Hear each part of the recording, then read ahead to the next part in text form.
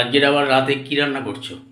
কিছুই না, একটু সাধারণ সাদামাটা পদ্ধতিতে একটু ছোলার ডাল হ্যাঁ। করছি। ছোলার ডালটা আমি প্রেসারে প্রথমে সিদ্ধ করে নিয়েছি, তারপরে একটু জিরে ফোড়ন দিয়ে, এটা সহজ সহজ। ছোলার ডালের সঙ্গে কি করছো রাতে? ছোলার ডালের সাথে পরে দেখাচ্ছি কি করছি। আগে এটা আবার ছোলার ডালের মধ্যে একটু জিরে ফোড়ন দিয়ে দিলাম, সাদা জিরেটা একটু ভাজা হয়ে গেলে আমি এখানে দেব শুকনো লঙ্কা দেব। এই যে আমি শুকনো লঙ্কাটা আমি দানা ছাড়িয়ে নিচ্ছি, দানা ছাড়িয়ে শুকনো লঙ্কাটা এর মধ্যে আমি দিয়ে দেবো। শুকনো লঙ্কাটা ডালে ফোড়ন দিলে খুব টেস্ট হয়। এই শুকনো লঙ্কাটা একটু ভাজা ভাজা হতে থাক, তার মধ্যে আমি একটু আদা, এই যে আদা আমি সামান্য অল্প একটু আদা নিয়েছি, বেশি আদা দিলে আবার গন্ধ হয়ে যাবে বলে সামান্য একটু আদা নিয়েছি, এর মধ্যে দিয়ে দিলাম। আদাটা ভাজা ভাজা হলে আমি এর মধ্যে দিয়ে দেবো টমেটো। নারকেল আমার কাছে এখন আপাতত নারকেল নেই, কারণ নারকেল থাকলে নারকেলটা দিলে খুব ভালোই খেতে লাগে ছোলার ডালটা। সেইটা একটু ভাজা ভাজা হতে যাচ্ছে, আমি তার মধ্যে টমেটোটাও দিয়ে দিলাম, দিয়ে নাড়াচাড়া করে নুন মিষ্টি দিয়ে ডালটা আমি এর মধ্যে দিয়ে দেবো। ডালটা আগেই সিদ্ধ করা আছে, মশলাটা কষে নেওয়ার পরে আমি ডালটা ফোড়ন দেবো।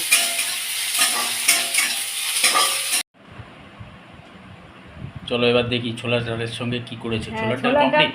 ছোলার ডালটা তো দেখালাম।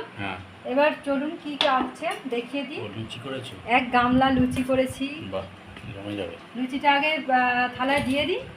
দাও। ছোলার ডাল শুধু, আর কিছু করোনি? হ্যাঁ আছে, দেখাচ্ছি। ছোলার ডালটাকে করে দিয়ে দিই, এই ছোলার ডাল বলছি, লুচিটা আগে দিয়ে অল্প করে দাও, চারটে দাও, তারপরে অ্যাড করো। আচ্ছা, গরম গরম ফুলকো ফুলকো লুচি তো ভালো লাগে। আর ছোলার ডালটা তো দেখালাম, রান্না করছিলাম একদম সাদামাটা ভাবে। ছোলার ডালটা ভালোই তো লাগছে দেখে, কিরকম খেতে লাগছে দেখে। ভালোই হয়েছে খেতে।